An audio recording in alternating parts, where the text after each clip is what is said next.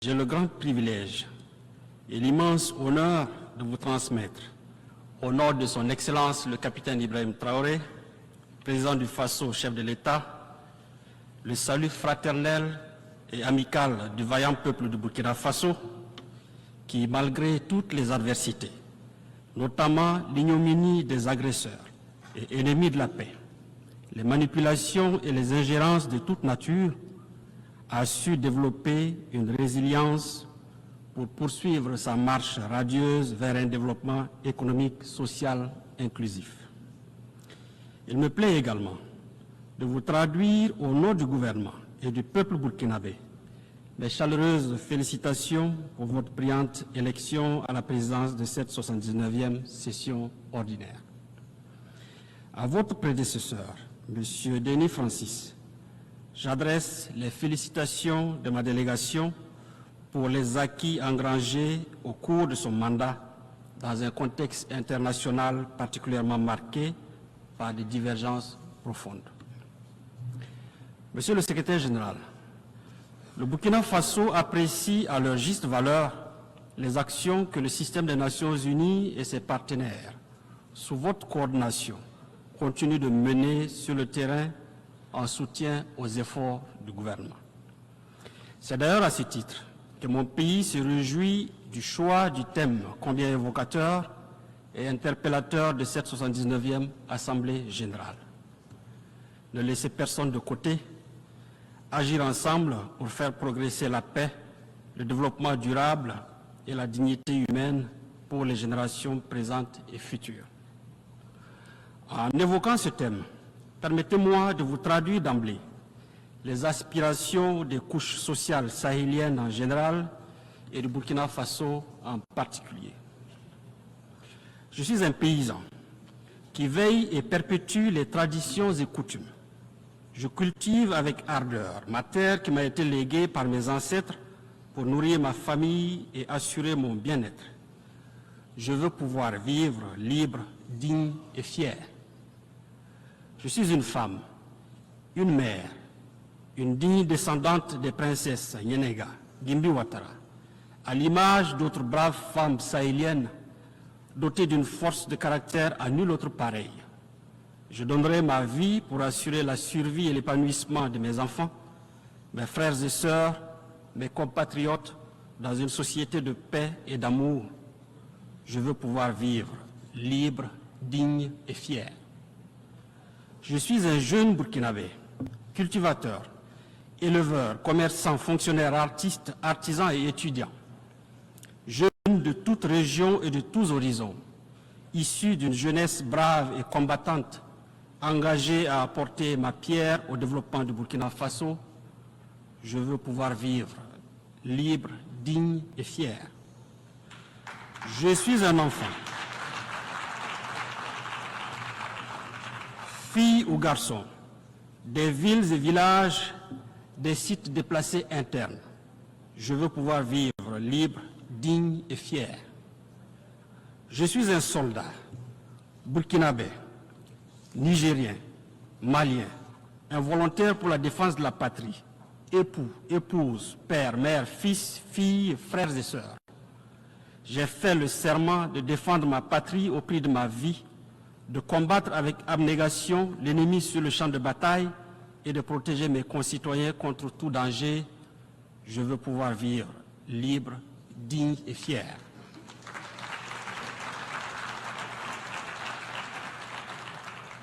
Je suis un Burkinabé vivant à l'extérieur, travailleur courageux, acharné et honnête, originaire du pays des hommes intègres. De mon séjour, loin de la mère patrie, je participe avec enthousiasme à la lutte commune pour la paix et la stabilité de mon pays et de ma sous-région. Je veux pouvoir vivre libre, digne et fier. Monsieur le Président, ces aspirations sont les balises qui organisent l'action du gouvernement dont le combat est de créer un cadre pour que vivent libres, dignes et fiers les hommes et les femmes du Sahel. Le thème de notre session, fort apprécié pour sa pertinence, exhume en réalité une préoccupation fondamentale aussi ancienne que les Nations Unies et qui est abordé par la quasi-totalité des débats qui se sont succédés ici même. C'est dire qu'il ne s'agit plus véritablement de réfléchir sur quoi faire ou que faire. Il s'agit de donner corps et vie à nos discours à travers des actes concrets. Nous devons aller au-delà des mots pour enfin agir en faveur d'un monde plus juste, débarrassé de préjugés et de stéréotypes qui tendent à reléguer certains peuples ou certaines parties de la planète au second plan, condamnés à attendre dans les geôles de l'isolement et du mépris une aide potentielle à la merci et au gré des humeurs de puissance qui prétendent être les seuls à pouvoir indiquer la marche et le rythme imprimés aux autres.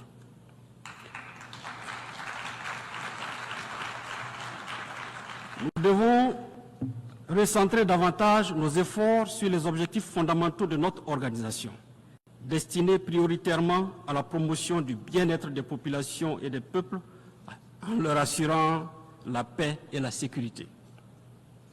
Cette urgence et cette nécessité absolue de co-construire et d'agir en faveur d'un monde plus juste trouvent toute leur pertinence dans le contexte actuel où notre monde est dominé par des crises persistantes, des conflits complexes, ainsi qu'une gouvernance économique inégalitaire qui accentue la fracture entre les États, les clivages entre les peuples, avec pour corollaire des tragédies humaines. Cette configuration désastreuse est la résultante d'un multilatéralisme à la croisée des chemins, un multilatéralisme essoufflé, dont la réputation a maintes fois été écornée par les actions partisanes et prédatrices de certains États membres qui se sont érigés en maîtres du monde et qui ont fait de la soumission et de l'exploitation d'autres États la ligne directrice de leur politique extérieure. Il faut s'en inquiéter à juste titre, car il y va de l'harmonie et de la cohésion de notre monde.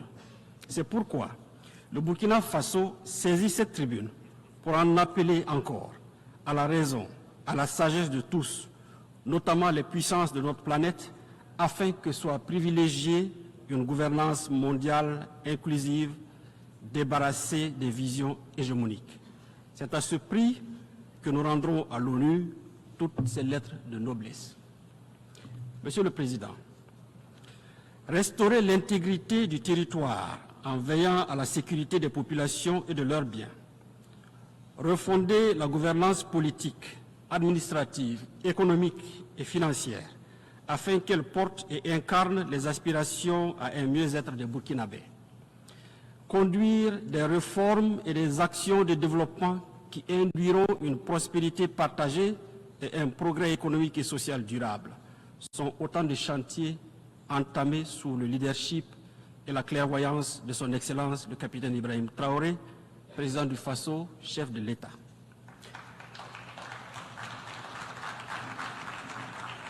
Le peuple burkinabé, qui a décidé d'affirmer et d'assumer sa souveraineté en mettant fin à son asservissement et qui a fait preuve d'une résilience extraordinaire, à l'instar de toutes les populations du Sahel, a compris l'enjeu et la portée de cette lutte et s'est mobilisé aux côtés de nos forces de défense et de sécurité. Avec ce soutien indéfectible, grâce au patriotisme, à l'ingéniosité, à la bravoure et à l'esprit de sacrifice de ses fils et filles, le Burkina Faso enregistre des succès jadis inespérés, ainsi que des résultats fort appréciables dans la lutte acharnée contre les terroristes instrumentalisés, téléguidés et financés par des puissances néocolonialistes. C'est le lieu de rendre un hommage appuyé à toutes ces personnes, civiles, militaires, tombées sur le champ de bataille et dont je salue la mémoire avec déférence. Monsieur le Président, au prix de réformes stratégiques et visionnaires marquées entre autres par l'augmentation des capacités opérationnelles des troupes, la réorganisation de nos forces combattantes sur le terrain, nous avons démultiplié nos moyens d'action, avec comme effet salvateur une reprise totale en main de la reconquête des zones infestées par ces criminels et leurs alliés. De manière concrète, près de 70% du territoire est désormais sous le contrôle de l'État contre 40% en 2022. Cela a permis la réinstallation des populations déplacées et la réouverture des écoles. Ainsi, en moins de 2 ans, les actions de reconquête ont permis à plus de 700 000 personnes de regagner leur village et à près de 1500 écoles de rouvrir leurs salles de classe, offrant la chance et le bonheur tant espéré par des milliers d'élèves de reprendre le chemin de l'école et de poursuivre leur cursus scolaire. Ces résultats qui forcent l'admiration et suscitent beaucoup d'espoir ont été possibles grâce à l'action des forces de défense et de sécurité, l'engagement patriotique des volontaires pour la défense de la patrie et le soutien ferme des populations ainsi que de la diaspora burkinabé dans un formidable élan de solidarité. Cette mobilisation patriotique de toutes les composantes de notre peuple a permis la collecte de la somme de plus de 165 millions de dollars pour la seule année 2023, un chiffre qui a largement dépassé les prévisions initiales. C'est dire toute la détermination du peuple burkinabé à financer et à s'engager aux côtés des forces de défense et de sécurité dans la lutte noble contre les terroristes et leurs alliés.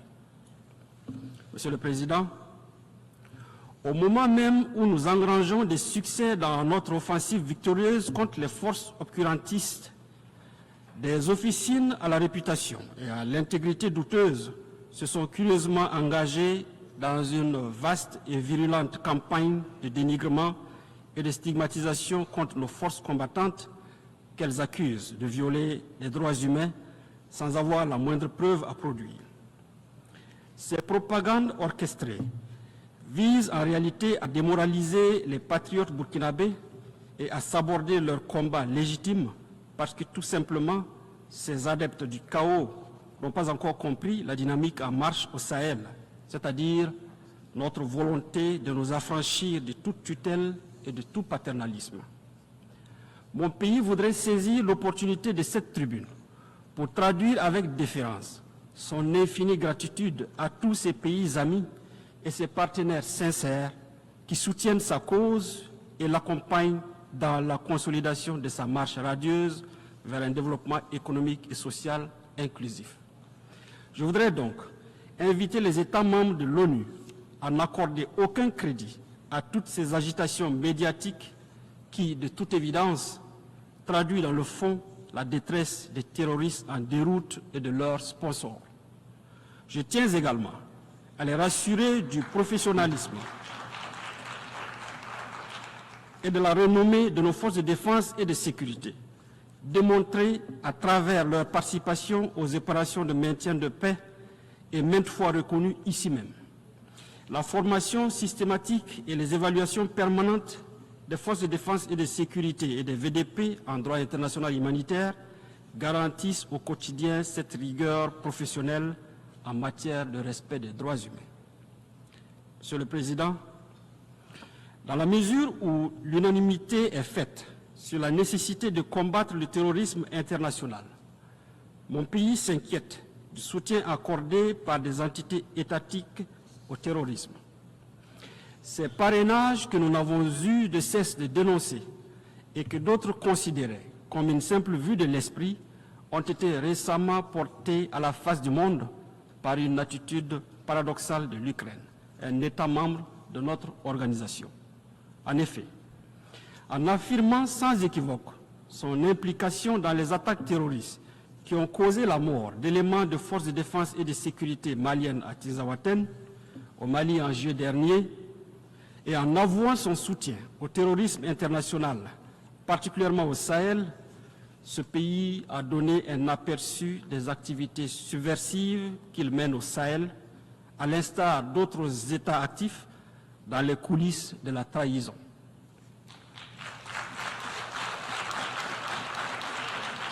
Nous réitérons notre condamnation ferme de ces actes d'agression et d'apologie du terrorisme qui violent la Charte des Nations Unies et les conventions internationales y relatives.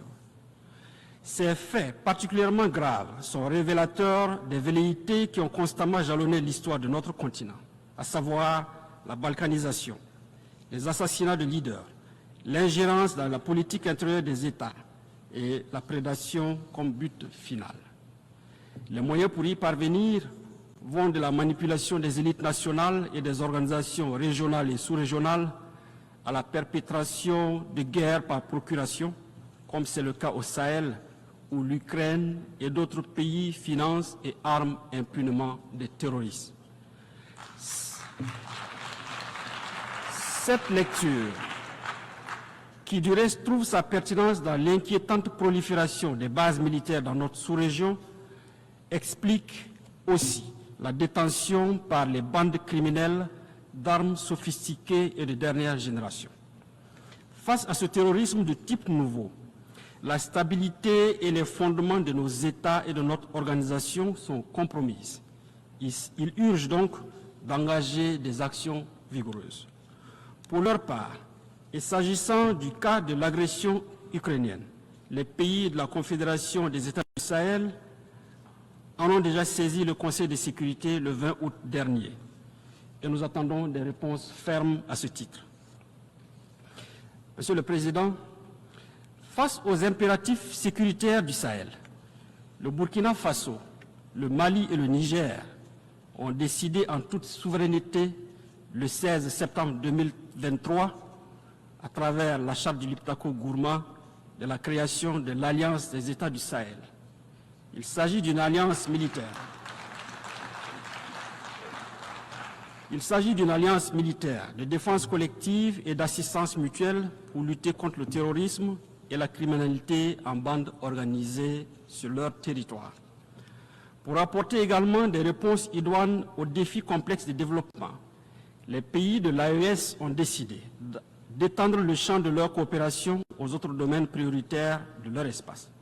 Et c'est dans cet esprit que s'est tenu le 6 juillet 2024 à Niamey au Niger, le premier sommet des chefs d'État de l'AES.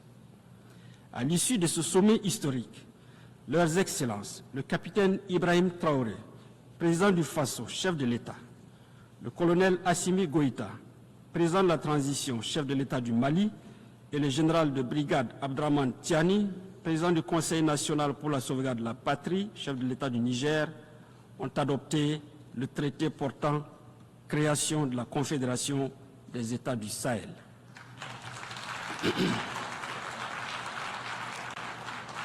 L'adhésion populaire et l'enthousiasme suscités par l'avènement de la Confédération AES trouvent en partie leur explication dans la défaillance et l'incapacité d'institutions et de mécanismes sous-régionaux à répondre aux préoccupations sécuritaires et légitimes de nos populations. Cette action salvatrice et salutaire vise prioritairement à protéger les populations du Sahel déjà éprouvées par la crise sécuritaire et humanitaire et contre lesquelles des mesures assassines délibérées ont été prises pour exacerber davantage leurs souffrances. Monsieur le Président, alors que cette présente session nous appelle à ne laisser personne de côté, l'actualité internationale reste encore, hélas, marquée par des tensions de plus en plus vives qui menacent sérieusement la paix et la sécurité sous le regard impuissant de l'ONU. Le Burkina Faso appelle à toujours privilégier la voie de la diplomatie pour résoudre pacifiquement ces différends. Nous demeurons convaincus qu'en faisant prévaloir l'esprit de la Charte des Nations Unies, nous parviendrons à éteindre les foyers de tension, quelle que soit leur ampleur et où qu'ils se produisent, en Afrique, en Europe, au Moyen-Orient, en Asie ou en Amérique. Dans cet esprit, dans l'esprit de la Charte des Nations Unies, le Burkina Faso réitère son soutien au processus politique en cours au Sahara occidental, mené sous les auspices du secrétaire général des Nations Unies, en vue de parvenir à une solution politique mutuellement acceptable et négociée telle que recommandée par les résolutions pertinentes du Conseil des Nations Unies. Au Moyen-Orient, le Burkina Faso réaffirme sa solidarité aux populations palestiniennes qui vivent un drame sans précédent. La solution à deux États, Israël et Palestine, vivant en paix et en bon voisinage, demeure l'alternative objective que le Burkina Faso continue de soutenir. Notre acceptation de la Palestine comme État membre de l'Organisation des Nations Unies, s'inscrit dans cette logique. Monsieur le Président, source de souffrance indicible pour les populations les plus vulnérables, les mesures coercitives unilatérales imposées aux États sont à proscrire si nous voulons donner un contenu réel et objectif à l'objet de la présente session. C'est pourquoi nous appelons à la levée immédiate des sanctions économiques, commerciales et financières imposées à certains États qui n'ont pour seul tort que la recherche de la liberté pour leur peuple. C'est le cas de Cuba. C'est aussi le cas de la République bolivarienne du Venezuela, du Nicaragua, de l'Iran et bien d'autres pays. Sur le chapitre des questions de développement, le Burkina tient à rappeler que, quelle que soit leur pertinence, les engagements en faveur du développement pris ici aux Nations Unies n'auront aucune chance de succès sans la bonne foi et l'implication de tous. S'agissant de la réforme de notre organisation, il est temps que le continent africain puisse participer de plein droit au Conseil de sécurité de l'ONU, conformément à la position africaine reflétée dans les consensus qui l'ont porté. Cela permettra de consacrer le caractère universel de l'ONU et de réparer enfin l'injustice persistante contre l'Afrique. Monsieur le Président, pour conclure, je voudrais préciser que le Burkina Faso a foi en l'ONU. Il souhaite toutefois que les interventions de l'organisation se fassent dans le respect de la souveraineté des États membres, de leurs choix stratégiques et de leurs intérêts fondamentaux. Au Sahel souffle désormais un vent de renouveau et d'espoir suscité par l'avènement de la Confédération AES. Le Burkina Faso demeure convaincu que cette nouvelle communauté sous-régionale d'intégration, qui n'est dirigée contre aucun pays et aucun peuple, peut contribuer, en collaboration avec des partenaires sincères, dans une démarche dépouillée de toute hypocrisie, à la lutte contre le terrorisme et l'insécurité au Sahel. Dieu bénisse le Burkina Faso, Dieu bénisse la Confédération AES, Dieu bénisse l'Afrique, la patrie ou la mort, nous vaincrons.